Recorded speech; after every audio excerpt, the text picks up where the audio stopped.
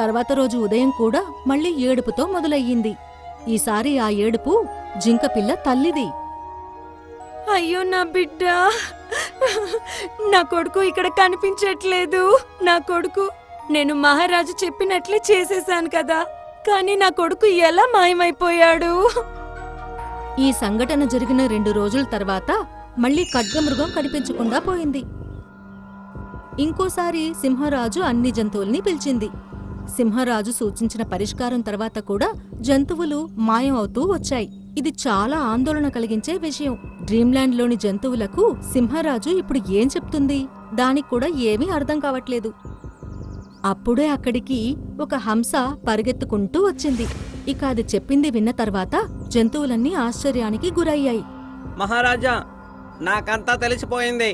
నాకు తెలిసిపోయింది అసలు అడవిలో జంతువులు ఎక్కడికి వెళుతున్నాయో, అలాగే వాటిని ఎవరు మాయం చేస్తున్నారో నాకంతా తెలిసిపోయింది.